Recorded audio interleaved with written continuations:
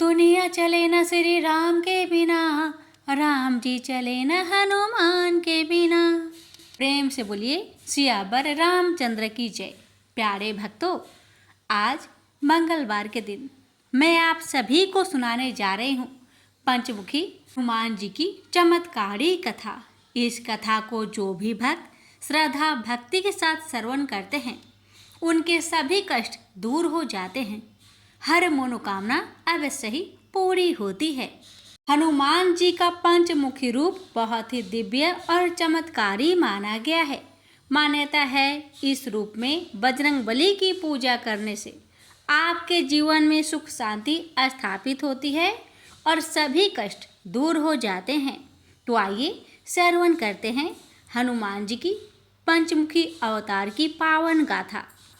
ये बात उस समय की है जब लंका में महाबलशाली मेघनाथ के साथ बड़ा ही भीषण युद्ध चला। अंततः मेघनाथ मारा गया। रावण जो अब तक मद में चूर था, राम सेना खास तौर पर लक्ष्मण का पराक्रम सुनकर थोड़ा तनाव में आ गया। रावण को कुछ दुखी देखकर रावण की माँ केकसी ने उसके पाताल में बसे दो भैया अहिरावण और महिरावण की याद दिलाई। रावण को याद आया कि यह दोनों तो उसके बचपन के मित्र रहे हैं। लंका का राजा बनने के बाद उनकी सुध ही नहीं ले रही थी।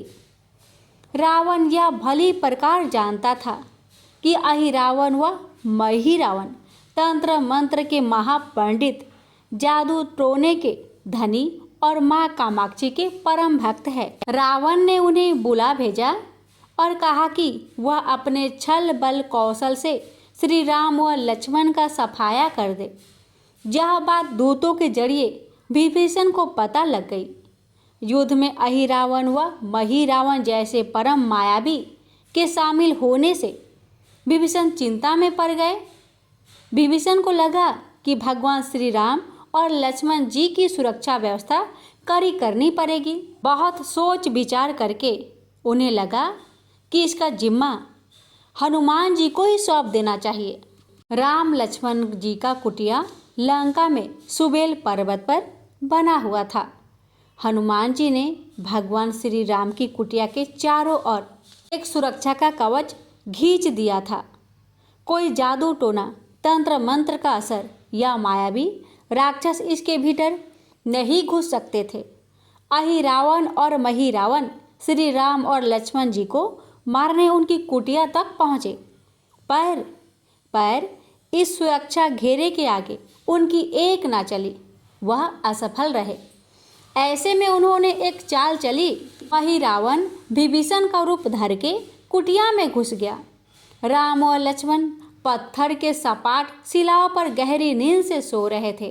दोनों राक्षस ने बिना आहट के दोनों भाई भगवान राम और लक्ष्मण जी को उठा लिया और अपने निवास पाताल की ओर लेकर चल दिए।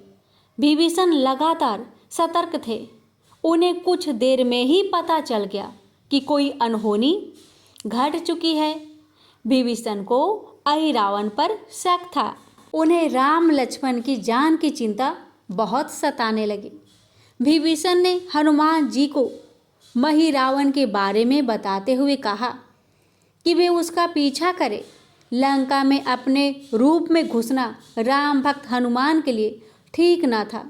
सो उन्होंने पंछी का रूप धारण कर लिया और पंछी का रूप में ही निकुंभला नगर में पहुंच गए। निकुंभला नगरी में पंछी रूप धरे हनुमान जी ने कबूतर और कबूतरी को आपस में बात करते हुए सुना। कबूतर और कबूतरी एक दूसरे से कह रहे थे कि अब रावण की जीत पक्की है। अहिरावण व महिरावण राम लक्ष्मण को बलि चढ़ा देंगे, बस सारा युद्ध समाप्त हो। कबूतर की बातों से ही बजरंगबली को पता चला कि दोनों राक्षस राम और लक्ष्मण को सोते में ही उठाकर कामाक्षी देवी को बलि चढ़ाने पाताल लोक ले गए हैं। हनुमान जी वायु के वेग से रसातल की ओर बढ़े और तुरंत वहां पहुंचे। हनुमान जी को रसातल के प्रवेश द्वार पर एक अद्भुत पहरेदार मिला। इसका आधा शरीर बानर का और आधा शरीर मछली का था। उसने हनुमान जी को पाताल में प्रवेश करने से रोक दिया। द्वार पर हनुमान जी से बोला कि मुझको परास्त किए बिना तुम्हारा भीतर जाना संभव नहीं है। दोनों में घमासान लड़ाई हुई। हनुमान जी की आशा के विपरीत यह बड़ा ही बलशाली और कुशल योद्धा निकला। दोनों ही बड़े बलशाली थे। दोनों में बहुत भयंकर युद्ध हुआ, परंतु वह बजरंग बली के आगे टिक नहीं सका। आखिरकार हनुमान जी ने उसे परास्त कर दिया और उस द्वारपाल की प्रशंसा करने से अपने आप को रोक नहीं पाए। तब हनुमान जी ने उस वीर से पूछा कि हे वीर, तुम कौन हो? अपना परिचय तो दो। तुम्हारा स्वरूप भी कुछ ऐसा है कि उसे देखकर मुझे कौतूहल हो रहा है। उस वीर ने उत्तर दिया, मैं हनुमान का पुत्र हूँ और एक मछली से पैदा हुआ हूँ। मेरा नाम है मकरध्वज। हनुमान जी ने यह सुना तो बड़े ही आश्चर्य में पड़ गए। वह वीर की बात सुनने लगे। मकरध्वज ने कहा, लंका दहन के बाद हनुमान जी समुद्र में अपनी अग्नि शांत करने के लिए पहुँचे। उस समय उनके शरीर से गिरते पसीने में से एक बूंद मेरी माँ के मुख में चला गया और उसी से मेरी माँ गर्भवती हो गई। उसी से मेरा जन्म हुआ है। हनुमान जी ने जब यह सुना तो मकरध्वज को बताया कि वह कोई और नहीं, स्वयं हनुमान है। यह सुनकर मकरध्वज ने हनुमान जी के चरण स्पर्श किए और हनुमान जी ने भी अपने बेटे को गले से लगा लिया और वहां आने का पूरा कारण बताया। उन्होंने अपने पुत्र से कहा कि अपने पिता के स्वामी की रक्षा में सहायता करो। मकरध्वज ने हनुमान जी को बताया कि कुछ ही देर में राक्षस बलि के लिए आने वाले हैं। बेहतर होगा कि आप रूप बदलकर कामाक्षी के मंदिर में जाकर बैठ जाइए। उनको सारी पूजा झरोखे से करने को कहे। हनुमान जी ने पहले तो मधुमक्खी का भेष धारण कर माँ कामाक्षी के मंदिर में घुस गए। हनुमान जी ने माँ कामाक्षी को नमस्कार कर सफलता की कामना की और फिर पूछा, हे माँ, क्या आप वास्तव में श्री राम जी और लक्ष्मण जी की बलि चाहती हैं? हनुमान जी के इस प्रश्न पर माँ कामाक्षी ने उत्तर दिया कि नहीं, मैं तो दुष्ट अहिरावण व महिरावण की बलि चाहती हूँ। यह दोनों मेरे भक्त तो है, पर अधर्मी और अत्याचारी भी है। आप अपने प्रयत्न करो, सफल रहोगे। मंदिर में 5 दीप जल रहे हैं, अलग अलग दिशाओं और स्थान पर। माँ ने कहा, यह दीप अहिरावण ने मेरी प्रसन्नता के लिए जलाए हैं। जिस दिन इस 5 दीपक को एक साथ ही बुझा दिया जाएगा, उस दिन इन दोनों राक्षस का अंत सुनिश्चित हो जाएगा। इस बीच गाजे बाजे का शोर सुनाई पड़ने लगा। अहिरावण महिरावण बलि चढ़ाने के लिए आ रहे थे। हनुमान जी ने अब माँ कामाक्षी का रूप धरा। जब अहिरावण और महिरावण मंदिर में प्रवेश करने ही वाले थे कि हनुमान जी का महिला स्वर गूंजा। हनुमान जी बोले, मैं कामाक्षी देवी हूँ और आज मेरी पूजा झरोखे से करो। झरोखे से पूजा आरंभ हुई। ढेर सारा चढ़ावा माँ कामाक्षी को झरोखे से चढ़ाया जाने लगा। अंत में बंधन बलि के रूप में राम लक्ष्मण जी को उसी में डाला गया।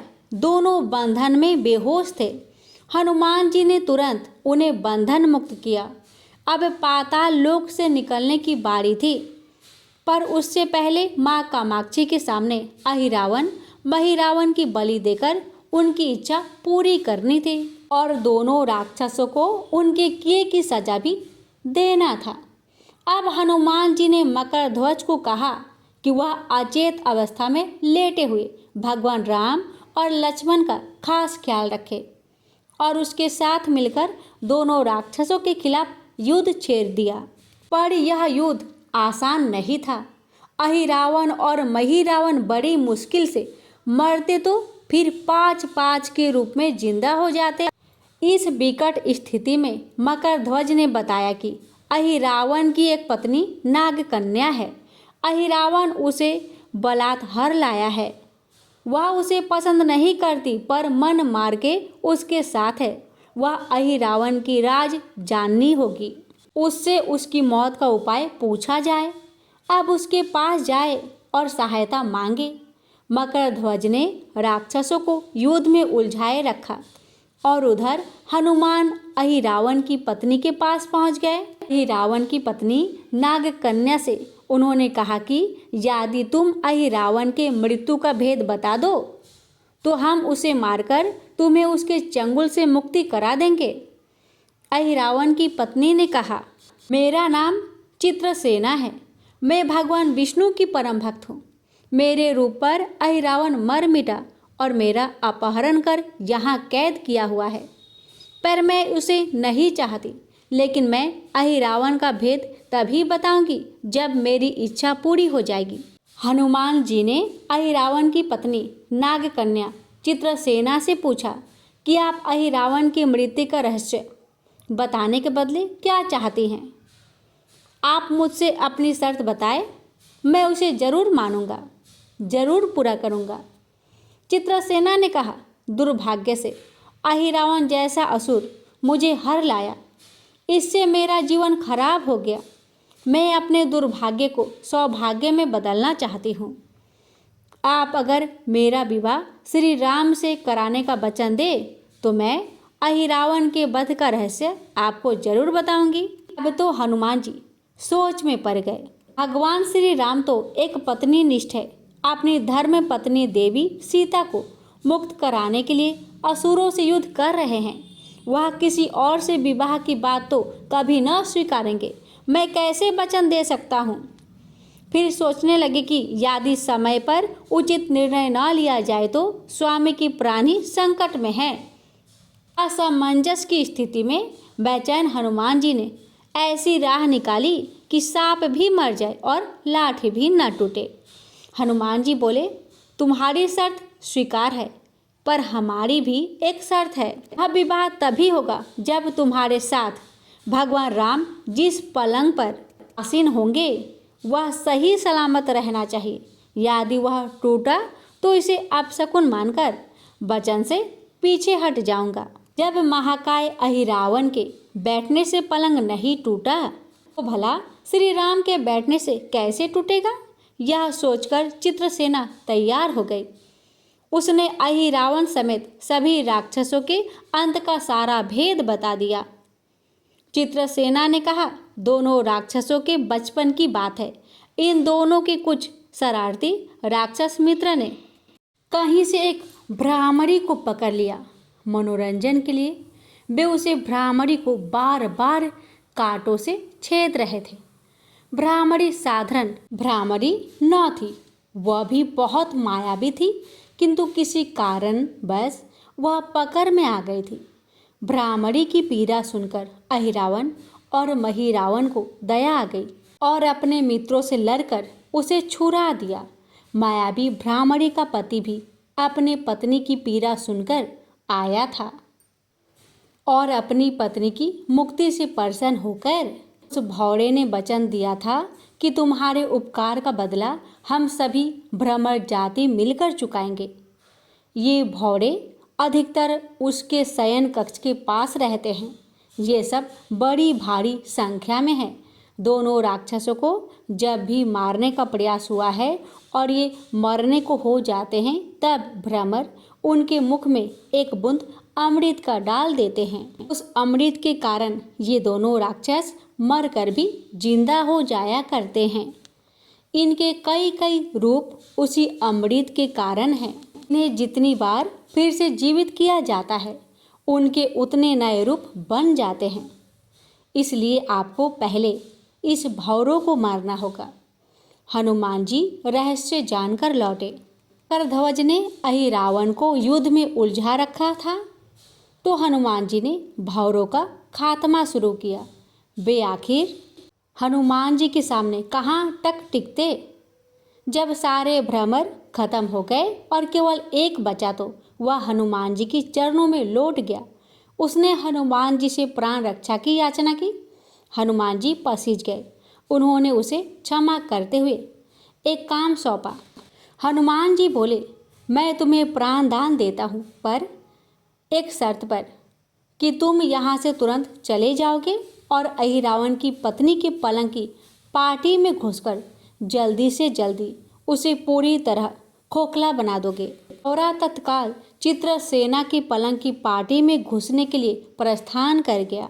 और अहिरावण और महिरावण को अपने चमत्कार के लुप्त होने से बहुत अचरज हुआ और उन्होंने मायावी युद्ध जारी रखा। भ्रमरों को हनुमान जी ने समाप्त कर दिया। फिर भी हनुमान जी के हाथों अहिरावण और महिरावण का अंत नहीं हो पा रहा था। यह देखकर हनुमान जी कुछ चिंतित हुए। फिर उन्हें कामाक्षी देवी का वचन याद आया। देवी ने बताया था कि अहिरावण की सिद्धि है कि जब पांचों दीपकों को एक साथ बुझाएंगे तभी वे नए नए रूप धारण करने में असमर्थ होगा और उसका वध हो सकेगा। हनुमान जी ने तत्काल पंचमुखी रूप धारण कर लिए। उत्तर दिशा में वाराह मुख, दक्षिण दिशा में नरसिंह मुख, पश्चिम में गरुड़ मुख, आकाश की ओर हयग्रीव मुख एवं पूर्व दिशा में हनुमान जी का मुख। उसके बाद हनुमान जी ने अपने पांचों मुख द्वारा एक साथ पांचों दीपक को बुझा दिए। अब उनके बार बार पैदा होने और लंबे समय तक जिंदा रहने की सारी आकांक्षाएं समाप्त हो गई। अब हनुमान जी के हाथों से महिरावण और अहिरावण दोनों मारे गए। इसके बाद उन्होंने श्री राम और लक्ष्मण जी की मूर्छा दूर करने के लिए उपाय किए। दोनों भाई होश में आ गए। चित्रसेना भी वहां आ गई थी। हनुमान जी ने कहा, प्रभु अब आप अहिरावण और महिरावण के छल और बंधन से मुक्त हुए, पर इसके लिए हमें इस नाग कन्या की सहायता लेनी पड़ी थी। अहिरावण इसे बलपूर्वक उठा लाया था। वह आपसे विवाह करना चाहती है। कृपया उससे विवाह कर अपने साथ ले चले, इससे उसे भी मुक्ति मिल जाएगी। श्री राम हनुमान जी की बात सुनकर चकरा गए। इससे पहले कि वह कुछ कह पाते, हनुमान जी ने ही कह दिया, भगवान आप तो मुक्तिदाता है। रावण को मारने का भेद इसी ने बताया है। इसके बिना हम उसे मारकर आपको बचाने में सफल ना हो पाते। कृपा निधान इसे भी मुक्ति मिलनी चाहिए। परंतु आप चिंता ना करें, हम सबका जीवन बचाने वाले के प्रति बस इतना ही कीजिए कि आप बस इस पलंग पर बैठिए, बाकी का काम मैं संपन्न करवाता हूँ। हनुमान जी इतनी तेजी से सारे कार्य करते जा रहे थे कि इससे भी राम जी और लक्ष्मण जी दोनों चिंता में पड़ गए। वह कोई कदम उठाते कि तब तक हनुमान जी ने भगवान राम की बाह पकड़ ली। हनुमान जी ने भावावेश में प्रभु श्री राम की बाह पकड़कर चित्रसेना के उस सजे धजे विशाल पलंग पर बिठा दिया। भगवान राम कुछ समझ पाते कि तभी पलंग की खोखली पाटी चरचराकर टूट गई। पलंग धराशायी हो गई। चित्रसेना भी जमीन पर आ गिरी। हनुमान जी हंस पड़े और फिर चित्रसेना से बोले, अब तुम्हारी शर्त तो पूरी हुई नहीं, इसलिए यह विवाह नहीं हो सकता। तुम मुक्त हो और हम तुम्हें तुम्हारे लोग भेजने का प्रबंध करते हैं। अब तो चित्रसेना समझ गई कि उसके साथ छल हुआ है। उसने कहा कि उसके साथ छल हुआ है। मर्यादा पुरुषोत्तम के सेवक उनके सामने किसी के साथ छल करे, ये तो बहुत ही अनुचित है। मैं हनुमान को श्राप दूंगी। चित्रसेना ने हनुमान जी को श्राप देने ही जा रही थी। श्री राम का सम्मोहन भंग हुआ। वह इस पूरे नाटक को समझ गए। उन्होंने चित्रसेना को समझाया, मैंने एक पत्नी धर्म से बंधे होने का संकल्प लिया है, इसलिए हनुमान जी को यह करना पड़ा। उन्हें क्षमा कर दो। क्रोधित चित्रसेना तो उनसे विवाह करने की जिद पकड़ी बैठी थी। श्री राम ने कहा, मैं जब द्वारपर में श्री कृष्ण अवतार लूँगा तब तुम्हें सत्यभामा के रूप में अपनी पटरानी बनाऊंगा। इससे वह मान गई। हनुमान जी ने चित्रसेना को उसके पिता के पास पहुंचा दिया। चित्रसेना को प्रभु ने अगले जन्म में पत्नी बनाने का वरदान दिया था। भगवान विष्णु की पत्नी बनने की चाह में उसने स्वयं को अग्नि में भस्म कर लिया। श्री राम और लक्ष्मण, मकर ध्वज और हनुमान जी सहित वापस लंका में सुबेल पर्वत पर लौट आए। प्यारे भक्तों, ये थी पंचमुखी हनुमान जी की पावन कथा। इस कथा के श्रवण मात्र से ही हर मनोकामना अवश्य पूरी हो जाती है। प्रेम से बोलिए पंचमुखी हनुमान जी की जय, सियावर रामचंद्र की जय। कथा अच्छी लगे तो प्लीज़ वीडियो को लाइक शेयर करना ना भूलें। धन्यवाद।